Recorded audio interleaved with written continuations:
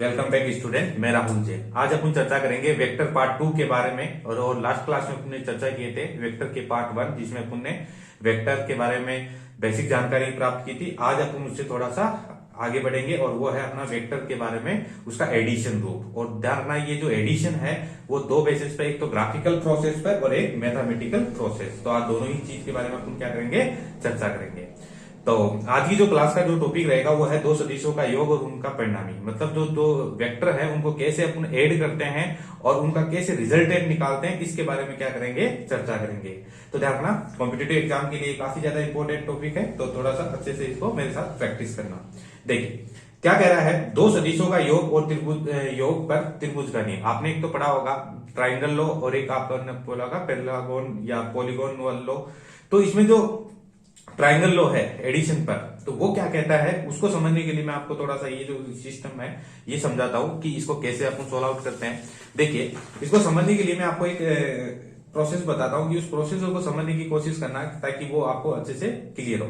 क्या कहता है ये कि जैसे कोई वेक्टर है, जैसे मैंने ये आपको ए वेक्टर से इसको नोट कर दिया, एक बी वेक्टर है, ठीक है। ये बी वेक्टर मैंने आपको पहली क्लास में बता दिया था कि ये जो लेंथ है ये इसके मैग्नीट्यूड को बताती है, परिणाम को बताती है। ये जितनी बड़ी होगी मान उतना ही ज्यादा होगा, जितना कम होगा मान उतना ही छोटा होगा।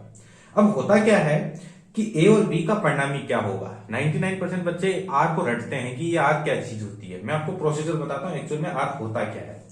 एक चीज ध्यान रखना, उसके लिए हमेशा जो एंगल निकल के आता है दो सदिशों के बीच में, तो वो क्या होता है, उसके लिए एक शर्त है कि उसका जो ये दिख रहा है आपको तीर वाला हिस्सा, ये तीर वाला ही तीर से मिलना चाहिए। और यानी ये या तो ये बिंदु इस बिंदु से मिलना चाहिए, ये टॉप वाला टॉप से मिलना चाहिए। अब यहाँ हो गया क्या उल्टा कि देखो इसका तो जो ये तीर वाला हिस्सा है और इसका जो पीछे वाला हिस्सा है वो मिल रहा है, तो ये एंगल जो आप बताते हो कि ये दो वेक्टर के बीच का एंगल है, ये सही एंगल नहीं होगा, राइट। तो इसके लिए क्या करें, इसके लिए आपको इसका बेसिक प्रोसेस आपको अच्छे से पता होना चाहिए। जो एक वेक्टर है उसको आगे बढ़ाओ, इसको आगे बढ़ाएंगे तो कोई मतलब नहीं है, वेक्टर को बढ़ाना है तीर की डायरेक्शन में, तो इसको आगे बढ़ाने से कोई मतलब नहीं। इसको बढ़ा के देखो, अगर मैं इसको आगे बढ़ाता हूं, ऐसे आगे बढ़ा लेता हूं, तो देखिए मैं अगली स्टेप पर कैसे क्या करूंगा वो देखिए। मेरा ये वाला बी वेक्टर को तो मैं छेड़ूंगा नहीं, ये मेरा बी वेक्टर है यहाँ पर, इसको मैं थोड़ा आगे ले आता हूं, तो देखिए मैं इसको आगे बढ़ाते बढ़ाते यहाँ पर ले आया और ये अपना ए वेक्टर हो गया। आप उसकी डायरेक्शन में दिशा में बढ़ा सकते हैं। अब गौर से देखिए, इसका जो ये स्टार्टिंग पॉइंट है, इसका स्टार्टिंग पॉइंट है, ये दोनों मिल रहे नहीं मिल रहे, दोनों तीर वाले अलग हो गए। अब ये जो एंगल होगा वही इस दो सदिशों के बीच का कोण होगा, और यही सबसे इंपॉर्टेंट चीज होती है। इसके बारे में आपको न्यूमेरिकल में काफी ज्यादा प्रॉब्लम्स देखने को मिलेगी, तो वो कंफ्यूज मत होना है इसी जगह पे। तो क्या होता है, ये एंगल इंपॉर्टेंट है, ये एंगल इंपॉर्टेंट है, क्योंकि इसका जो टॉप है ये तीर वाला है, इसके पीछे वाले से मिल रहा है, तो ये एंगल आपको काउंटेबल नहीं करना है। तो एग्जाम में क्या होता है, ये एंगल दिया हुआ है, सपोज मानिए ये 120 दे रखा है, कितना दे रखा है 120। तो एग्जाम में जो स्टूडेंट है वो 120 मान के कर लेता है, नहीं, आपको 120 नहीं माना, आपको ये देखना है कि ये किससे किससे मिल रहा है। तो ये वाला तीर का निशान इसके पीछे वाले से नहीं, ठीक है, मिलता है तो एंगल नहीं माना है, इसको सेम मिलना चाहिए, तो तीर तीर वाले मिलना है, ये तो ये वाला बिंदु मिलना चाहिए। देखो यहाँ मिल गया इस, और बढ़ा सकते हो आगे। तो जैसे इसको आगे बढ़ाया तो आप बताइए ये 120 है, तो ये एंगल कितना हो जाएगा, 180 में से घटा तो ये कितना एंगल हो गया, 60 डिग्री हो गया। अब आपको जो कैलकुलेशन करनी है वो किसके आधार पर करनी है, 60 डिग्री के आधार पर करनी है। अब दूसरी इंपॉर्टेंट चीज मैं बता रहा हूं वो समझिए।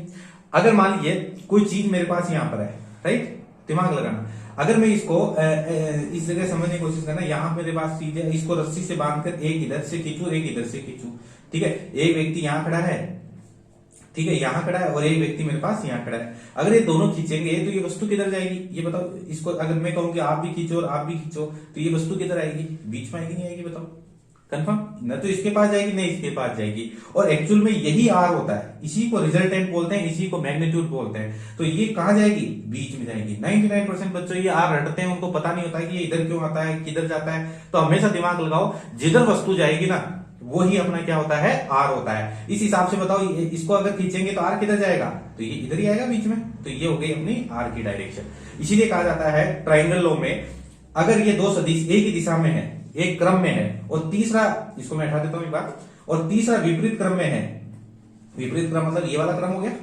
तब ये दोनों को एड को बताएगा, यानी अच्छा एडिशन मिलेगा, मतलब दोनों का फोर्स इस पर क्या करेगा, काम कर जाएगा, दोनों जुड़कर मिलेंगे, राइट। अगर विपरीत दिशा में है तो देखो दो इधर और तीसरा विपरीत है तो ऐड होगा। अगर अपोजिट डायरेक्शन में, आप बताओ अब ऐसा आर कर दे तो फिर तो नेगेटिव ही होगा, नुकसान ही होगा। अगर ये नेगेटिव डायरेक्शन में है मतलब इस तरफ है, तब आपको ए माइनस क्या करना है, बी करना है।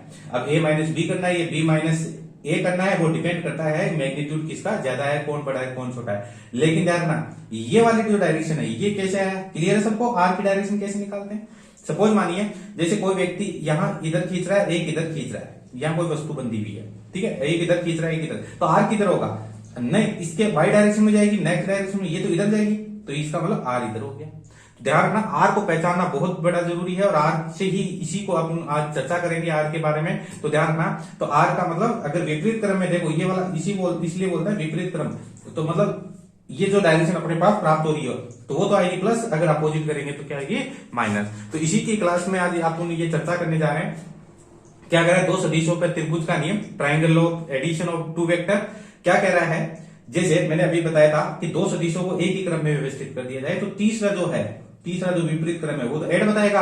अगर उसी क्रम में माप ले, देखो ये चल के उसी में आ जाए, रॉन्ग साइड, मैंने अभी थोड़ी देर पहले बताया था, तब तो क्या बताना है, नेगेटिव। अब ध्यान रखना ए माइनस बी तब करोगे जब ए बड़ा है, ठीक है, अगर बी बड़ा है तो क्या करोगे, बी माइनस ए करोगे। अब ये तो हुआ दो प्रोसीजर आपका वेक्टर लॉ के अंदर ट्राइंगल में। अब इसे बेसिस पे वो क्वेश्चन क्या पूछ लेता है वो थोड़ा समझने की कोशिश करने की कोशिश करना।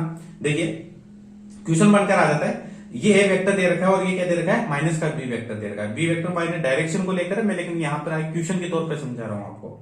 तो ए वेक्टर और माइनस का बी। अब ये तीसरा देखिए विपरीत है, ये दोनों तो इधर है, तीसरा विपरीत वाला प्रोसेस है, ठीक है, इसके अपोजिट डायरेक्शन में, जो कि अपना सही है।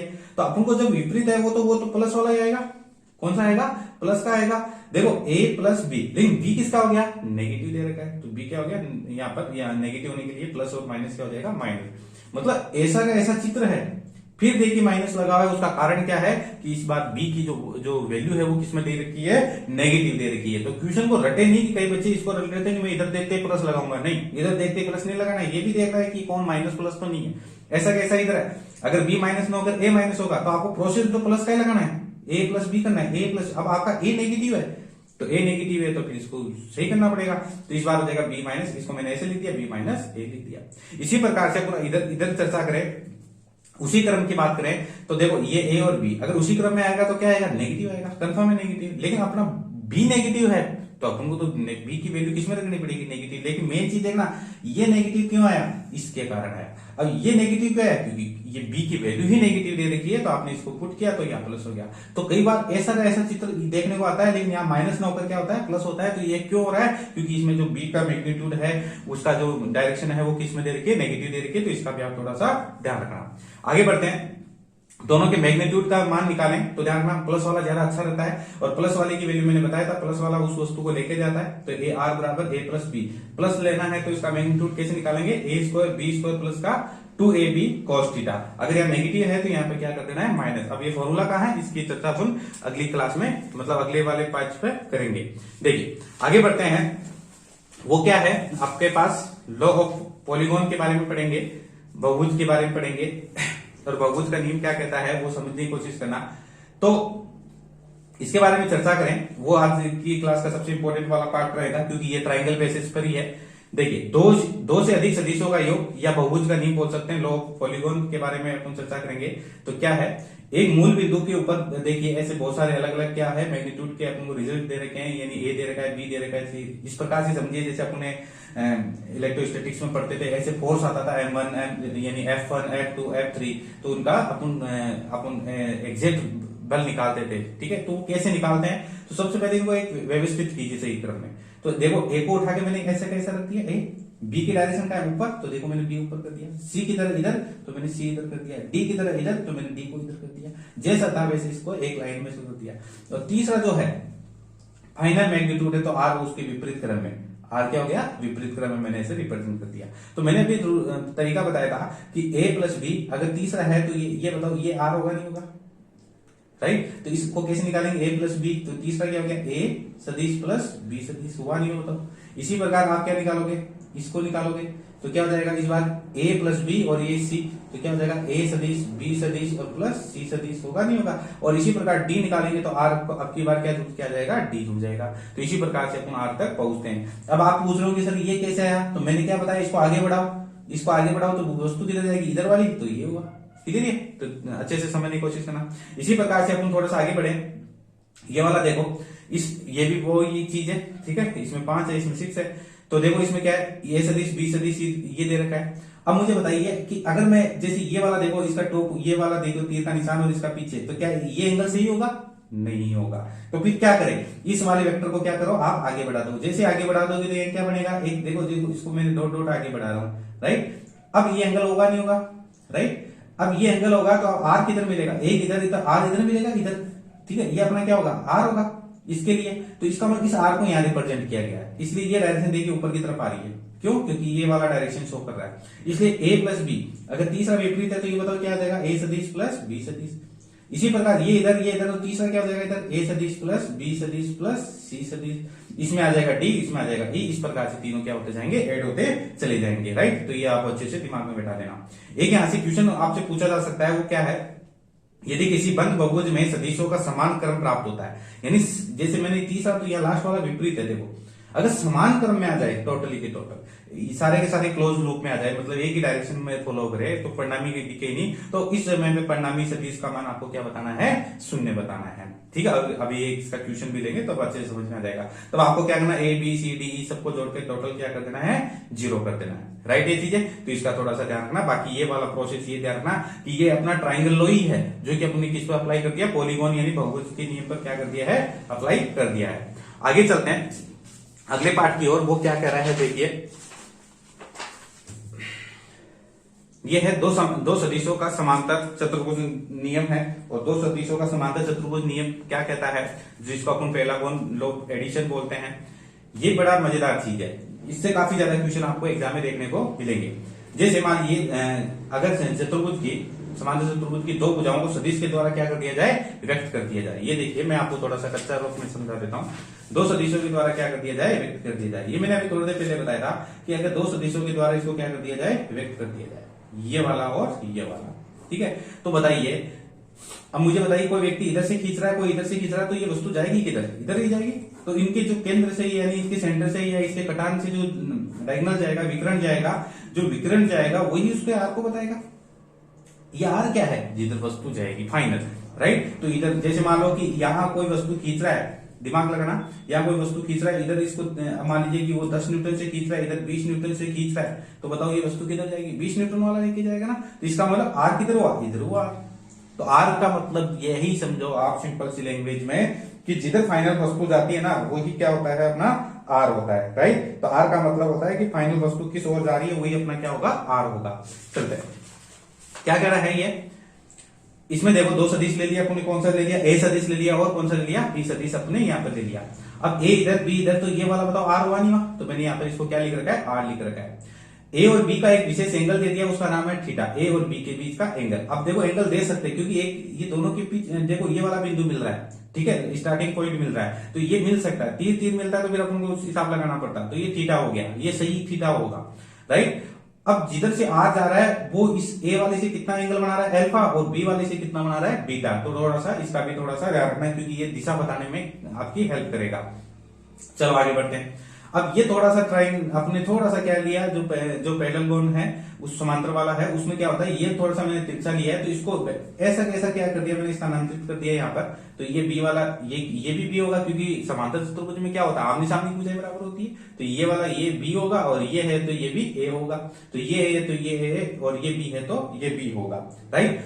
अब क्या करना है, थोड़ा सा मैंने इसको क्या, इसके ऊपर परपेंडिकुलर डाला, और ये जो थीटा है ए और बी का, ये वाला थीटा देखिए। अब मैं इसको ये थीटा नहीं मान सकता, क्योंकि देखो ये वाला टिल, और इसको आगे बढ़ाऊंगा तो ये थीटा हो गया, राइट। ये छोटी छोटी बातों को दिमाग में अच्छे से बैठाना। तो इसमें मैंने परपेंडिकुलर लंब डाल दिया।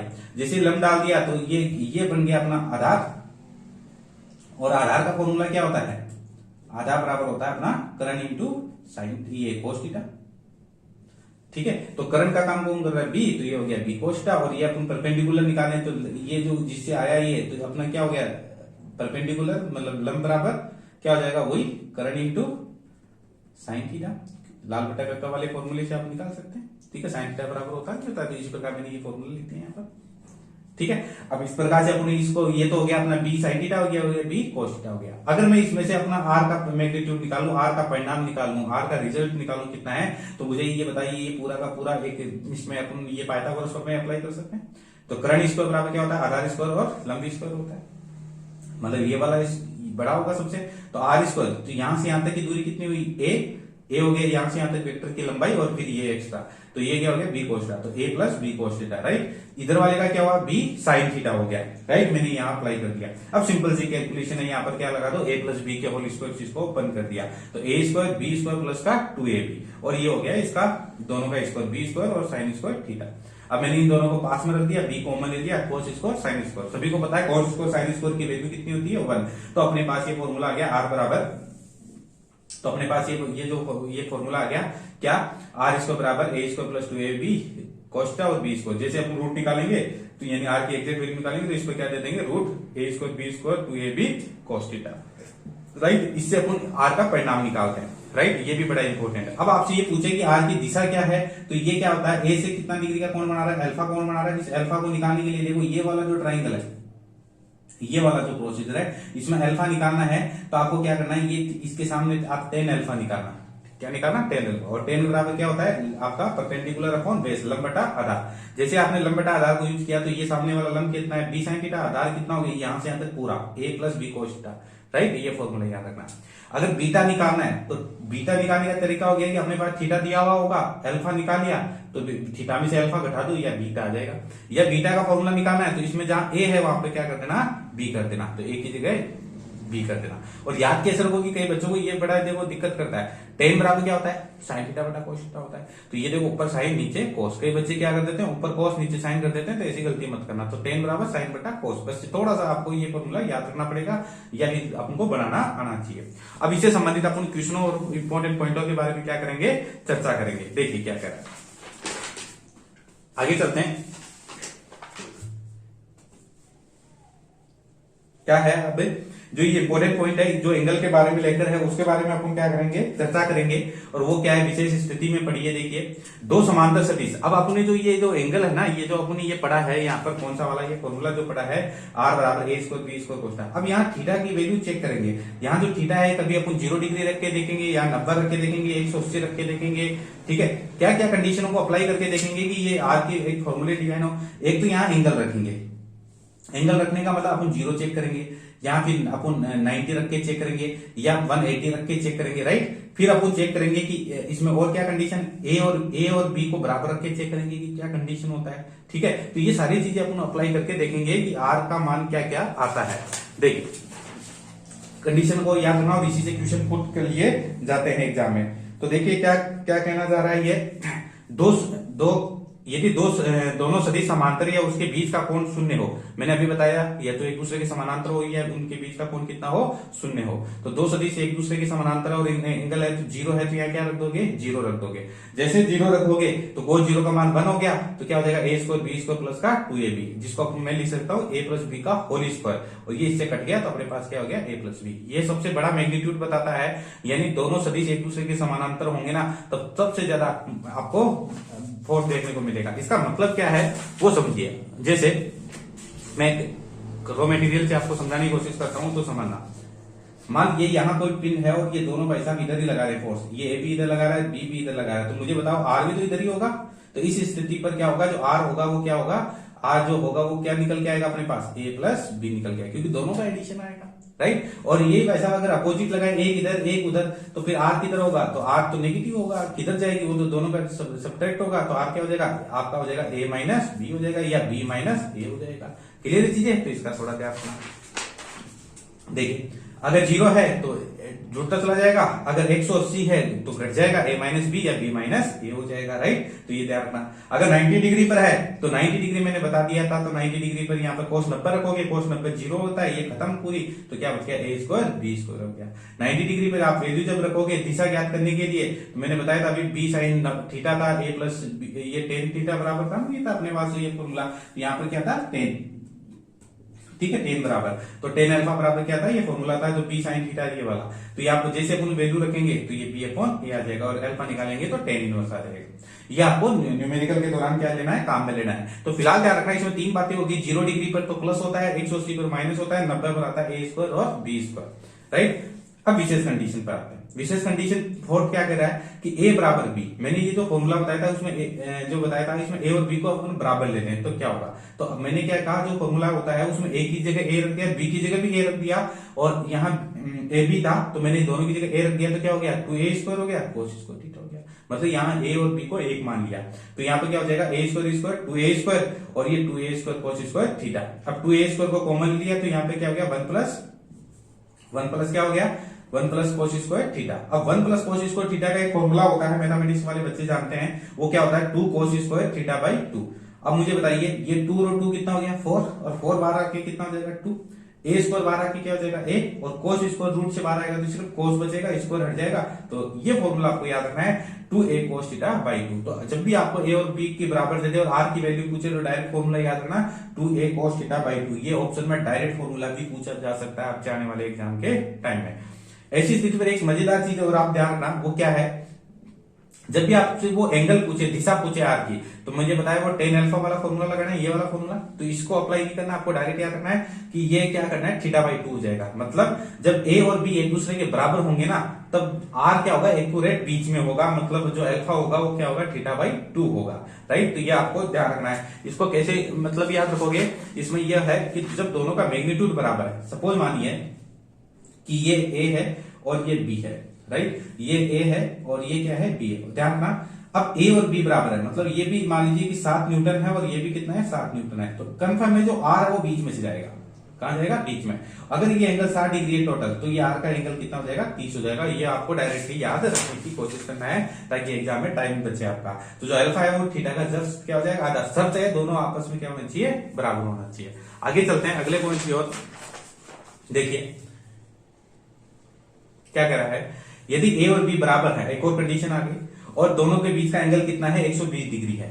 अगर ए और बी बराबर है, दोनों 120 डिग्री के एंगल पे है, तो क्या होगा, परिणामी ए और बी का मान भी क्या होगा, बराबर होगा। ए तथा बी बराबर है और उनके बीच का कोण कितना है, 120 है, तो परिणामी क्या होगा, जो रिजल्ट आएगा आर, वो ए का मान ही आएगा, जो ए होगा वही बी होगा, वही क्या होगा, आर होगा। लेकिन एंगल का ध्यान रखना कितना होना चाहिए, 120 डिग्री का होना चाहिए, राइट। आगे चलते हैं। यदि बराबर परिणाम के 3 सदिश एक दूसरे से 120 डिग्री पर है, ये भी आप समझने की कोशिश करना।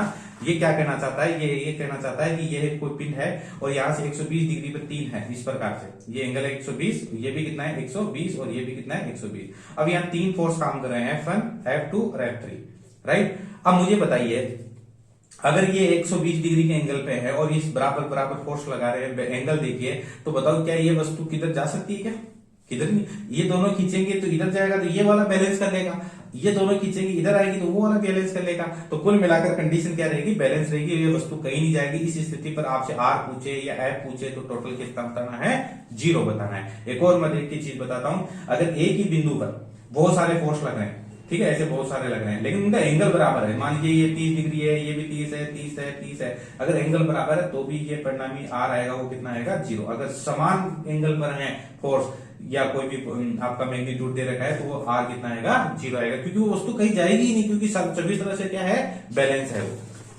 आगे देखिए, यदि n बराबर क्या कर रहा है, यदि बराबर परिणाम के 3 सदिश एक दूसरे से 20 है, मैं कहा 3 हो चाहे बहुत सारे हो या n सदिश हो, लेकिन शर्त है ये समान परिणाम क्यों नहीं चाहिए। समान परिणाम का मतलब समझे क्या है, इसका मतलब ये है कि ये जो बल लग रहा है ना, ये बल ये बराबर होनी चाहिए, तभी तो ये बैलेंस होगा। इधर जो एंगल बराबर हो और इधर 2 Newton 2 Newton 2 Newton 2 Newton 2 Newton, तो इधर भी ये वस्तु नहीं जाएगी, राइट। तो एक दूसरे समान कोण बनाते हैं तो परिणामी बल सदैव सदिश का मान, आर का मान कितना होगा, 0 होगा। ये आपको इलेक्ट्रिक फील्ड वाले जो चैप्टर हैं या मैग्नेटिक फील्ड वाले चैप्टर में, उसमें फोर्स पूछने में आपको वहां पर हेल्प करेंगे। असमान परिणाम के 2 सदिशों का योग कभी भी शून्य नहीं होता है, ये भी एक मजे वाली चीज है। असमान परिणाम का मतलब क्या हुआ, यहाँ पर ये बात समझने की कोशिश करना। असमान परिणाम का मतलब ये है क्या 4 और 3 कभी 0 हो सकते हैं। जैसे आप मान लीजिए एक की वैल्यू एक की और बी की वैल्यू ऐसे है, ये 0 हो सकते हैं, कभी नहीं हो सकते। कैसे, अगर इनको ऐड करोगे तो 7 है, इनको घटा के देखोगे तो माइनस, इनको जैसे मान लो ए और बी को आप ऐड करोगे तो क्या आएगा, 7 आएगा। अब 4 आप घटा के देखोगे तो कितना आएगा, 1 आएगा। इसको नेगेटिव करके देख लो इसको पॉजिटिव कर लो तो -1 आ जाएगा। तो किसी भी शर्त पे 0 नहीं आएगा। लेकिन ये 3 हो, कितने हो, 3 हो तो 0 हो सकता है। जैसे मान लीजिए 3, 4 और मान लीजिए 7, ठीक है, हो सकता है। जैसे A, B और C, इसीलिए कहा है 3 समतल क्या 0 हो सकते हैं, हो सकते हैं। क्योंकि अगर मान लो इनको जोड़ो तो ये तो बड़ी हो गई, लेकिन इन दोनों को नेगेटिव कर लो तो ये जैसे ही आप नेगेटिव करोगे तो 4, 3, 7 नेगेटिव और ये पॉजिटिव, टोटल कितना हो गया 0। तो 3 पर 0 हो सकता है, 2 पर कभी भी 0, 2 असमान का मान कभी 0 0 नहीं होगा, और 3 असमान का मान क्या हो सकता है, 0 हो सकता है। ये बहुत बार पूछा जा सकता है आपसे। तो देखिए, असमान परिणाम के 2 सदिशों का योग कभी भी क्या नहीं होगा, शून्य नहीं होगा, अभी समझा दिया था। यदि सदिशों का असमान है और परिणाम के हो, असमान परिणाम के हो, जैसे मैंने अभी बताया था 3, 4, 7 हो, तो सदिश शून्य होने के लिए न्यूनतम कितने चाहिए, मैंने अभी बताया था न्यूनतम कितने चाहिए, 3। जैसे माने अभी 3 और 4 और 7 बताया, जिसमें 3 नेगेटिव, 4 नेगेटिव और 7 पॉजिटिव था, तो इन तीनों का योग 0 हो सकता है। 3 नेगेटिव मतलब ये वाला प्रोसेस, राइट, ये वाला 3, 4, 7 ये 0 हो सकता है। आगे बढ़ते हैं। अगला कह रहा है, अगर मान लीजिए ऐसे कोई आपको ये दो कंडीशन दे रखी है, वो क्या है, जैसे एक ए वेक्टर एक बी वेक्टर, ए का मान बी से ज्यादा है, ये लाइन बताती है कि किसका मैग्नीट्यूड ज्यादा है। अगर ए का मैग्नीट्यूड ज्यादा है तो ए बड़ा होगा। इसमें क्या होगा, अब जो आर आएगा, ये तो कंफर्म है, एक इधर खींच रहा है, एक इधर खींच रहा है, तो आर बीच में आएगा। तो आर का थोड़ा सा दिमाग लगाना, आर कैसे निकालोगे, आर उधर की ओर झुकेगा जिधर ए की वैल्यू ज्यादा है। देखिए, इधर का मैग्नीट्यूड ज्यादा है, उधर का मैग्नीट्यूड कम है। कैसे, मान लीजिए ये 12 न्यूटन है, ये आपको मान लीजिए 5 न्यूटन है, इसकी लेंथ बताती है, राइट। तो आर किधर झुकेगा, जिधर मैग्नीट्यूड ज्यादा है। जैसे आर बड़े परिणाम वाले की ओर झुकेगा, तो ए की वैल्यू ज्यादा है तो आर इधर झुकेगा, राइट। तो इस कंडीशन पर कौन सा एंगल ज्यादा हो जाएगा, अल्फा छोटा पड़ जाएगा, बीटा क्या हो जाएगा, बड़ा हो जाएगा। तो beta is greater than alpha. अगर बी ज्यादा होता तो ये आर किधर होता, इस तरफ होता, ठीक है। तो यहां से आपको लॉजिकल क्वेश्चन आपसे पूछ सकता है। अब लेते हैं कुछ न्यूमेरिकल पार्ट, ताकि आपको ये कॉन्सेप्ट क्लियर हो। देखिए, पहला क्वेश्चन है और अच्छा मजेदार क्वेश्चन, जो अभी पढ़ा था उसी से मतलब आपको कॉन्सेप्ट क्लियर करेगा। एक वस्तु पर 3 न्यूटन और 4 न्यूटन है, राइट। ये मान लीजिए 1, 3, 4। अब देखो, एक छोटा बनाए एक बड़ा बनाए, इसका मतलब समझिए, एक छोटा मैग्नीट्यूड का है, ज्यादा मैग्नीट्यूड का है, 2 बल कार्यरत है, ठीक है। उनको 0 डिग्री पर, ठीक है, 0 डिग्री, 180 और 90 पर आपको बताना है कि इसमें क्या परिणाम आएगा और क्या उसकी दिशा रहेगी। अगर ऐसा आप निकाले तो क्या होगा, देखिए। अब मुझे बताइए, दोनों एक ही दिशा में, तो एंगल कितना हो गया, 0 डिग्री हो गया। दोनों एक है तो आर भी इधर ही जाएगा। तो आर क्या हो गया, ए प्लस बी। और ए प्लस बी कैसे है, अभी थोड़ी देर पहले पढ़ा था आपने, रूट के अंदर A square B square 2ab cos theta में क्या रखा था आपने, 0 रखा था। तो फॉर्मूला क्या आया था अपना, ए प्लस बी आया था। तो ये ए प्लस दोनों को जोड़ दो तो ये हो गए 7। अगर अपोजिट लग रहे हैं, 180 पर है, तो बताओ ये बड़ा है छोटा। तो मैंने इसको एक को तो मान लिया, इसको तो मान लू मैं, मान लीजिए जैसे मैंने ए बराबर कितना मान लू, 3 न्यूटन मान लू, और बी बराबर कितना मान लू आपका 4 न्यूटन मान लो, क्योंकि बड़ा हो गया। तो आपके हिसाब से मान लो, इसमें ए को, अगर ए इसको माना है, ए कितना माना है 4, तो आप देख लो इसमें ए बी बड़ा है, तो बड़े में से छोटा घटाना है। तो इसको मान लो आप 4 और इसको कितना मान लो 3 मान लो। वो डिपेंड करता है अपन क्या मानते हैं क्या नहीं मानते हैं। बड़े आपको इतना ध्यान रखना, बड़े में छोटा घटाना है। ये 3 न्यूटन और 4, ये अपोजिट होगा नहीं होता, इनका एंगल कितना होगा, 180 डिग्री। 180 पर क्या होगा, घटेगा। 0 पर क्या होगा, जुड़ेगा। तो ये घटा दिया आपने, बड़े में से छोटा घटा देना, राइट। तो ये हो गया। इसकी दिशा किधर होगी, तो मुझे बताओ, यहाँ अगर कोई व्यक्ति खींचेगा ये इधर, तो किधर जाएगी, ये 4 वाली की तरफ जाएगी। परिणामी की दिशा बड़े बल की ओर झुकेगी, मतलब उधर। आर किधर होगा, इस ओर क्या होगा, अपना आर देखने को मिलेगा, राइट। ये अपना आर इधर ही होगा। चलते हैं 90 डिग्री वाले प्रोसेस पर। अगर 3 न्यूटन और 4 डिग्री कितने पर है, 90 पर है, ठीक है। 90 पे तो परिणाम इधर आएगा, और आर किधर आएगा, बड़े परिणाम की ओर झुकेगा, 4 वाले की तरफ झुकेगा, थोड़ा इधर आएगा, राइट। तो इसका मतलब जो एंगल आएगा वो 45 से थोड़ा नीचे आएगा। क्लियर है चीजें, 45 से थोड़ा नीचे आएगा। तो देखिए, A square B square 2ab cos theta, theta की कितना रख दिया 90, तो क्या बचा A square B square, A की वैल्यू 3 और 4 रख दिया, तो ये हो गया 25, 25 का आ गया 5। तो यहां तक तो मुझको कोई लगता नहीं किसी को प्रॉब्लम हो। अब अल्फा निकालना है, जो कि अपना फॉर्मूला निकाला था B sine theta A plus B cos theta. B आपकी जो दूसरे वाली वैल्यू है वो आपको रख लेना है। बी 3 न्यूटन रख दिया, ए की 4 रख दिया, 4 3 7 रख दिया, तो tan इनवर्स कितना आ गया, 3/4। जब भी 3/4 है तो उसका एंगल की वैल्यू आपको या तो ये छोड़ देना, ये एग्जैक्ट वैल्यू याद रखना, ये 37 डिग्री होता है। मैं थोड़ा सा हिंट कर देता हूं इसका मतलब क्या होता है। देखिए, ये थोड़ा सा मैथमेटिक्स प्रोसेस है, आपको याद रखना है। अगर ये एंगल आपको पूछे और ये आपसे 3 और ये दे रखा है 4, ठीक है, ज्यादातर आता है। मैं आपको फिर बताता हूं, या फिर या इस प्रकार से आता है, देखो समझने की कोशिश करना, या फिर इस प्रकार से एंगल बने आपके पास, दिमाग लगाने की कोशिश करना थोड़ा सा, ठीक है। ये अगर ये 3 है और ये अपना 4 है, राइट, और ये आपसे थीटा पूछे, कई बार आएगा। ये तो कंफर्म है 5 आएगा, ये इधर भी 5 आएगा। लेकिन जिसमें बेस अगर आपको ये देगा ये 3 है 4 है, तो मैं सीधा कहता हूं इसमें जो टेन इनवर्स निकालोगे ना वो 3/4 आएगा। इधर टेन इनवर्स निकालोगे तो कितना आएगा, 4/3 आएगा। जब 3 ऊपर हो तो इसका एंगल, इसका जो वैल्यू आएगा वो 37 डिग्री आएगा, और इसका 4 ऊपर हो तो इसका 53 डिग्री आएगा।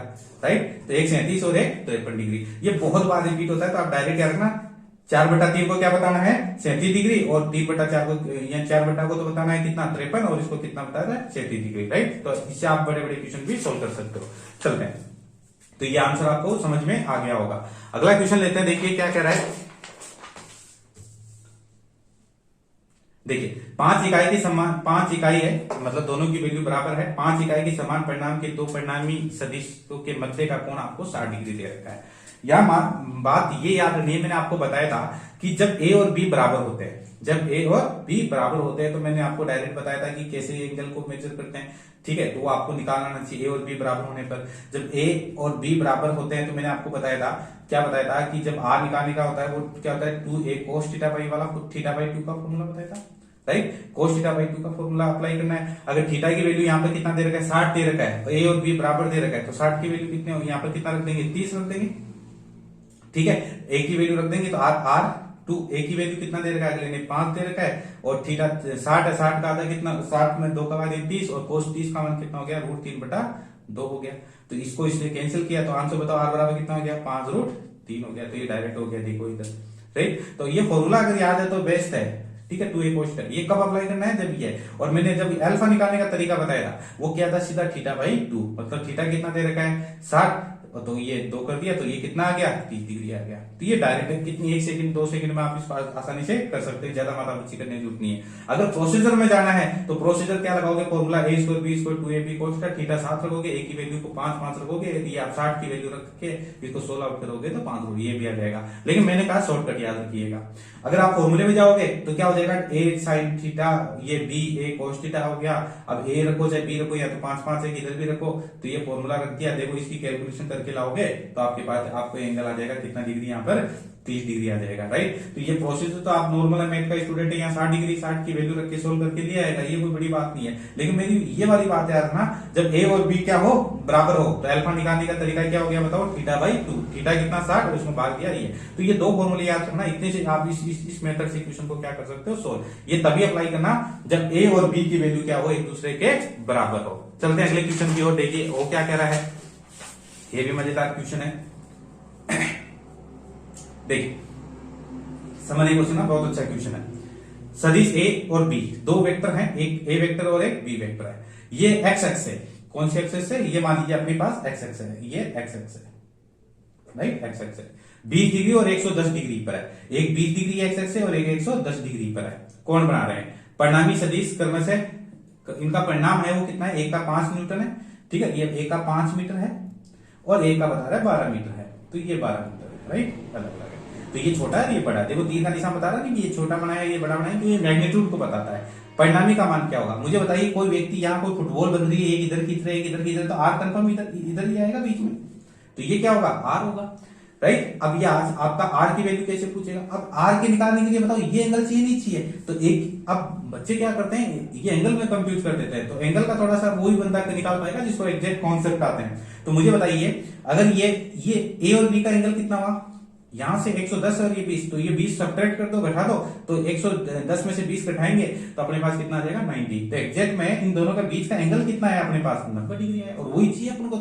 तो a² b² cos 90 रखेंगे, 90 की वैल्यू 0 हो गई, तो a² b², ए और बी अपने पास हो गई वैल्यू 5 और 12, तो इसका जब करेंगे 169 आएगा रूट के अंदर, और जिसका मतलब होगा 13 मीटर। तो रिजल्ट कितना है, 13 मीटर है।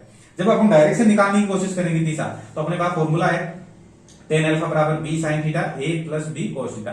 तो b की वैल्यू जो होती है इसके अंदर आपको बड़ी वाली वैल्यू होती है, वो रख दीजिए 12, जो यहाँ दे रखी है 12, तो 12 रख दिया। a की वैल्यू कितना है 5, तो ये अपने cos 90 रख दिया, ये 90 तो खत्म हो गया, इसका वैल्यू तो 1 हो गया, ये खत्म हो गया, तो 12 बटा कितना हो गया, 5 हो गया।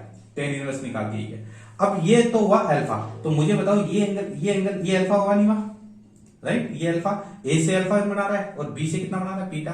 अगर आपसे एक्स एक्स से पूछे तो एक्स एक्स में कितना जुड़ेगा, ये एक्स है, बी से और जुड़ जाएगा। अगर आपसे पूछे तो परिणामी की दिशा पूछे ए से, तो कितना है अल्फा बराबर 10⁻12/5। लेकिन एक्स एक्स के साथ पूछे तो आपको क्या करना है, इसमें 20 और करना है, 20 प्लस अल्फा, 20 प्लस अल्फा, तो ये इसका आंसर होगा। तो ये मजेदार क्वेश्चन था, इस प्रकार की कॉन्सेप्ट क्वेश्चन भी आपसे पूछे जा सकते हैं कॉम्पिटिटिव एग्जाम में, राइट। अगला क्वेश्चन लेते हैं, देखिए वो क्या कह रहा है। देखिए ये भी एक अच्छा सा क्वेश्चन है और ये बड़ा कॉन्सेप्ट है जो आपने शुरू में पढ़ा था, उसी से रिलेटेड है, ठीक है। अच्छे से समझने की कोशिश करना। क्या कर रहा है, परिणामी बल के वैल्यू को बताना है। अब मुझे बताइए, देखो इसमें डायरेक्शन देखिए, इसने एक डायरेक्शन नीचे दे रखी है, एक इधर दे रखी है, एंगल कितना दे रखा है 7। बच्चे क्या करते हैं, यहाँ पर a² b² 2ab cos 90 रख देते, ये 60 रख देते हैं।